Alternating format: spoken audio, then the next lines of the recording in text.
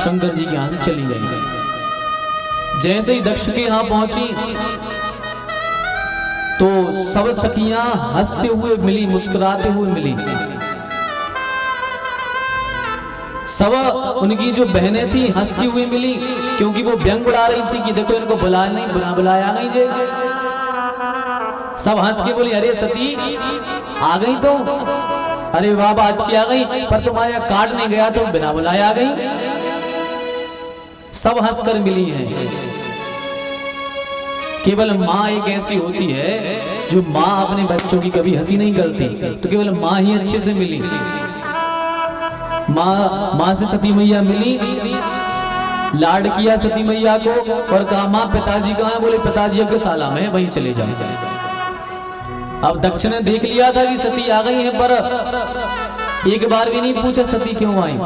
सती माता जैसी यज्ञशाला में पहुंची, यज्ञशाला में पहुंची तो क्या देखा, चारों तरफ घूम करके देखा, कहीं पर भी भोलेनाथ का सिंहासन नहीं लगा, कहीं भी उनका भाग नहीं रखा। जब यह सती मैया ने देखा बड़ी क्रोधित हो गई और क्रोध में भर करके विकराल रूप धारण कर लिया और दक्ष से बोले अरे दक्ष तुम क्या समझते हो अपने आप को? तुमने भोलेनाथ का भाग ही हटा दिया अपने यज्ञ से। तुम जानते हो भोलेनाथ को, भोलेनाथ है कौन? दक्ष है, तुमने अच्छा नहीं किया। भोलेनाथ तुम्हें बार बार मना कर रहे थे कि मत जाओ मत जाओ, पर हम तुम्हारी बेटी थे, इस कारण से हट कर करके हम आ गए, पर तुमने हमारे पति का ही अपमान कर दिया। अब मैं क्या मुंह लेके जाऊंगी शंकर जी के सामने, अपने स्वामी के सामने? अब तो मैं उनको अपना मुंह दिखाने लायक भी नहीं बची। शंकर जी को मुंह दिखा नहीं सकती और तुम्हारी बेटी रह करके हम रह नहीं सकते अब, क्योंकि अब यदि हम लौट करके जाएंगे तो शंकर जी कहेंगे आओ दक्ष कुमारी, यही कहेंगे कि दक्ष कुमारी कहेंगे। इसलिए अब हम भोलेनाथ का अपराध स्वीकार नहीं करेंगे। दक्ष यह जो तुमने अपराध किया है इसका दंड तुम्हें अवश्य मिलेगा। और सब देवताओं से माता सती ने कह दिया क्रोध में भर कर, देवताओं तुम लोग इतना भूखे मर रहे थे, इतने भूखे मर रहे थे, जहां भोलेनाथ का अपमान हुआ वहां तुम लोग चल करके आए हो, तो सब बैठे रहो, तुम सबका भी भूय हस्र होगा जो उस दक्ष का होगा, सब बैठे रहो। उस यज्ञ में केवल ब्रह्मा विष्णु और शंकर नहीं गए थे। शिव जी इसलिए नहीं गए थे क्योंकि जहां शिव का अपमान होता है वहां विष्णु नहीं जाता, विष्णु जी नहीं पहुंचे। अब जैसे सती मैया को क्रोध आया, अपने ही शरीर में क्रोधाग्नि को जला लिया और अपने ही शरीर को जला करके तत्काल भस्म करने लगी। शरीर जलने लगा धक धक करके। जो गण आए थे उन्होंने देखा कि माता सती ने अपने योगाग्नि से अग्नि प्रज्वलित कर ली है, घबरा गए और यज्ञ को विध्वंस करने के लिए दौड़ पड़े। यहाँ वहां यज्ञ उखाड़ते हैं, मंडप उखाड़ते हैं। इतने में जो उनके दक्ष के ऋत्विज थे, ब्राह्मण थे, उन्होंने रक्षा के लिए कृत्या को उत्पन्न किया और सारे शिवगणों को मार मार करके वहां से भगा दिया। जैसे शिवगढ़ पहुंचे भोलेनाथ के पास में, भोलेनाथ से कहा भोलेनाथ जल्दी चलिए, माता सती ने अपना देह त्याग कर दिया। शंकर जी ने कहा नहीं अभी नहीं जाएंगे, क्योंकि शंकर जी वो मर्यादक हैं कि कभी भी एक व्यक्ति की बातों में नहीं आते। किसी ने कह दिया कि ऐसा हो गया तो वो ऐसा नहीं मानते। जब नारद जी वहां से गुजरे, नारद जी से कहा कि प्रभु क्या बात है, ये सत्य कह रहे हैं? तब नारद जी ने आश्वासन दिया कि हाँ भोलेनाथ ये सत्य कह रहे हैं, माता सती ने देह त्याग कर दिया है। हम लोग की बुराई क्यों हो जाती है आपस में, पड़ोस में? क्योंकि हम एक दूसरे की बात सुन करके सत्य मान लेते हैं। कोई व्यक्ति हमें लगाकर कह देता कि फलाना व्यक्ति तुम्हारी बुराई कर रहा था, अपन कहते अच्छा ऐसी बात है, उसने हमारी बुराई की, अपन उससे बैर बांध लेते हैं, और चाहे वो कर रहा ना हो, हम एक की बात पर विश्वास कर लेते, इसलिए धोखा खाते हैं। भोलेनाथ ने यहाँ शिक्षा दी है कि कभी भी एक व्यक्ति की बात पर विश्वास मत करो। जैसे ही नारद जी ने कहा कि हाँ यह सत्य है, तो भगवान शंकर ने तत्काल क्रोध आया, अपनी जटा को निकाला और जटा को निकाल करके जैसे ही नीचे फेंका, एक बड़ा विकराल शिव समान ही शिव जी के रूप के जैसा ही भगवान का एक गण प्रकट हो गया। उसका नाम था वीरभद्र। वीरभद्र प्रकट हो गए, महाकाली प्रकट हो गई और कहा कि जाओ दक्ष यज्ञम जही, जाओ दक्ष का यज्ञ विध्वंस कर दो। महाकाली और वीरभद्र दोनों चले जाओ यज्ञ को विध्वंस करने। जैसे यज्ञ के पास में पहुंचे, क्या देखा कि वहां जो देवता बैठे थे सबने देखा कि बड़े दूर से धूल उड़ी आ रही है। किसी ने कहा भैया देखो देखो ये धूल क्यों उड़ रही है? अरे गोधूली बेला तो है नहीं कि गैया आ रही हो तो धूल उड़ रही है। बोले क्या बात है, तो धूल उड़ कैसे रही है, आग कौन रहा है? जितने में विचार करते इतने में सारे शिवगण आए, वीरभद्र आए और चारों तरफ से कनखल में उस यज्ञशाला को घेर लिया।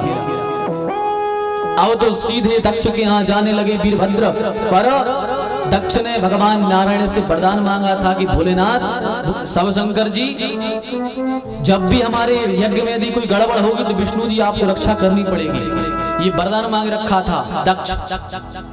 भगवान विष्णु का आह्वान किया, विष्णु जी आए, कहा नाथ यज्ञ की रक्षा करो, देखो शंकर के गण आ रहे हैं। भगवान विष्णु जी बाहर गए, खड़े हो गए और वीरभद्र के साथ में फिर युद्ध किया भगवान नारायण ने। जैसे युद्ध किया पर वीरभद्र ने प्रार्थना की, बोले नाथ आप हमसे युद्ध कर रहे हैं, आप जानते हैं कि दक्ष ने गलत किया है, आप हमारे साथ युद्ध कर रहे हैं। तो एक बार वीरभद्र ने भगवान नारायण को हरा दिया। भगवान का वचन पूरा हुआ, भगवान ने कहा था एक बार रक्षा करेंगे। भगवान वहां से अंतर्धान हो गए, अंदर आए हैं और अंदर आकर के वीरभद्र ने आकर के सारे मंडप को तोड़ना चालू कर दिया। शिवगण आ गए यहाँ वहां, सबको नष्ट करने लगे, सबको एक दूसरे को नष्ट करने लगे। भृगु महात्मा, जब भगवान शंकर का अपमान हो रहा था, भृगु महात्मा अपनी दाढ़ी पर हाथ फेर फेर करके शंकर जी का अपमान सुन रहे थे। नंदी को ये ज्ञात था। नंदी ने कहा ए गण, जा उस भृगु की दाढ़ी को उखाड़ के फेंक दे, इसको दाढ़ी पर बहुत शौक है। शंकर जी का अपमान हो रहा था तो दाढ़ी पे हाथ फेर रहा था, तो शिवगण एक गया, उसने भृगु की दाढ़ी को निकाला और निकाल करके बाहर फेंक दिया। पूखा नाम के देवता दांत खोल खोल करके हंस रहे थे, शंकर जी का अपमान हो रहा था। नंदी ने कहा देखो ये भगवान शंकर के अपमान में हंस रहा था। एक गण गया और एक मुक्का दिया तो 32 के 32 दांत बाहर आ गया। भग नाम के देवता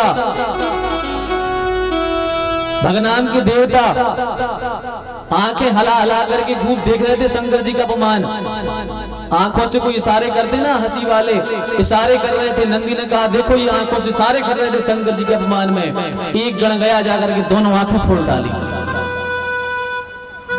जिस देवता ने शंकर जी का अपमान ना देख करके यज्ञ में भाग लेने आए थे, सबके हाथ पैर तोड़ डाले, सबका एक न एक अंग भंग कर दिया। इतने में वीरभद्र आया और बड़ी क्रोध में वीरभद्र ने जैसे त्रिशूल लिया, त्रिशूल से दक्ष का सर धड़ से अलग कर दिया और भाई सर लेकर के यज्ञ कुंड में स्वाहा कर दिया। सारा यज्ञ शांत हो गया, चारों तरफ का माहौल शांत हो गया, सब शांत होकर घबरा गए। सब देवता घबरा गए क्योंकि सब देवताओं के अंग भंग हो गए थे। अब दक्ष है नहीं, दक्ष का धड़ जो है वो फड़फड़ा रहा है, केवल धड़ फड़फड़ा रहा है। ब्रह्मा जी प्रकट हो गए समस्त सभा के सामने। तो कुछ देवताओं ने, ऋषियों ने कहा कि महात्मन, हे ब्रह्मा जी, यज्ञ को पूरा तो करना होगा, यज्ञ कभी अधूरा नहीं छोड़ा जाता, पूरा तो करना पड़ेगा। तो किसी ने कहा भैया पूरा यज्ञ कैसे हो, यजमान का तो गला ही नहीं है, धड़ा से लगा ही हो गया, यजमान ही नहीं है, यज्ञ पूरा कैसे होगा? बोले हो जाएगा, भोलेनाथ की शरण में चलो। हम सब ने बहुत बड़ी गलती कर दी। सब देवता नारायण से बोले नारायण देखो शिवगणों ने हमारा क्या हाल किया है, किसी की आंखें फोड़ डाली, किसी की मुंह फोड़ डाले, किसी की दाढ़ी उखाड़ ली। भगवान नारायण ने कहा था और बन के जाओ, पहले और बन के जाओ अपना भाग लेने। पता था जब ब्रह्मा विष्णु महेश नहीं आए हैं, किसने कहा था जाने का यज्ञ में? जहां ब्रह्मा विष्णु का अपमान होगा वहां ये हाल तो होगा ही। क्यों आए थे पहले से? बोले महात्मा अब आगे ठाकुर जी अब क्षमा कर दो। बोले हमसे क्षमा नहीं, जिसका अपमान हुआ उसके पास चलो। सभी देवता मिलकर के भोलेनाथ के पास में पहुंचे हैं। भोलेनाथ के पास में पहुंच करके भोलेनाथ से क्षमा याचना करिए कि भोलेनाथ हम सबसे बड़ा भारी अपराध हो गया है, अब क्षमा कर दीजिए, जो हो गया तो हो गया, अब क्षमा कर दीजिए।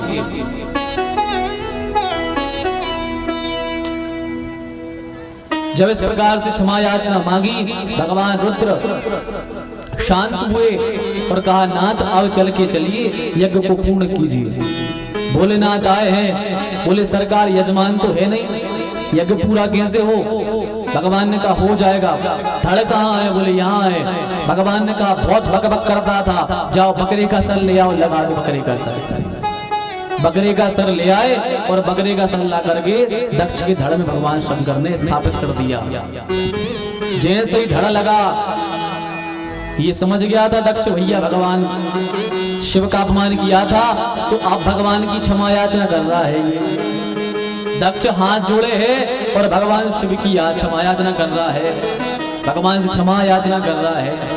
पर अब भैया लगा है धड़काए का बकरे का, अब मंत्र तो बोलेंगे नहीं मुंह से, तो अब बोल रहा है मंत्र पर मुंह में से निकल रहा है का मैं